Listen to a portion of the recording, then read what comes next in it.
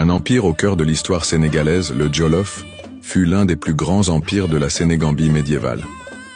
Selon la tradition, il fut fondé au XIIIe siècle par Ndiadiane Ndiaye, un chef charismatique élu dans le royaume du Waalo, au nord-ouest de l'actuel Sénégal. Sa mission, unifier les populations Wolof dispersées et organiser un État puissant. Il deviendra le premier Bourba Jolof, roi du Jolof, et établira la domination du clan Ndiaye, toujours présent aujourd'hui dans la société sénégalaise. À son apogée, le Jolof contrôlait un vaste territoire: Kayor, Baol, Waalo, Sine, Saloum, une partie du Fouta Toro, du Bambouk et même de la Mauritanie actuelle. Le royaume s'étendait sur l'essentiel du nord et du centre de la Sénégambie. Il fonctionnait à travers un système territorial organisé en lamana, dirigé chacun par un laman, et placé sous l'autorité d'un roi élu. Sa capitale fut d'abord Tieng, puis Yangyang, après le déclin de l'empire. Les villages se protégeaient grâce à des tatas, des fortifications militaires. La société jolofienne reposait sur une stratification sociale stricte. Au sommet, on trouvait les guerres, nobles, dont les garmis formaient l'élite éligible au trône.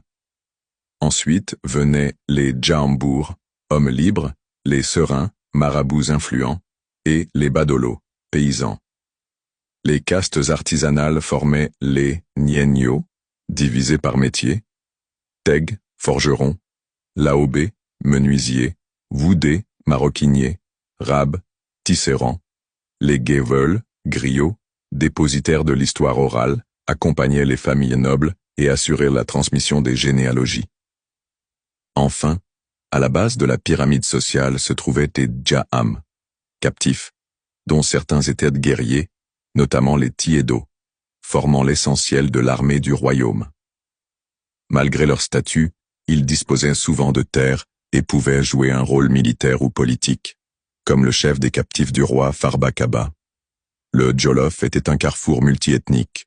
Wolofs, Peuls, Sérères, tout couleurs, Soninké, Maures et Mandingues cohabitaient. Ce brassage donna naissance à une culture homogène et à une langue dominante. Le Wolof, souvent influencé par les langues voisines, comme le Pulaar au Jolof, ou le Sérère dans le Siné. Le royaume était aussi au cœur des réseaux commerciaux transsahariens.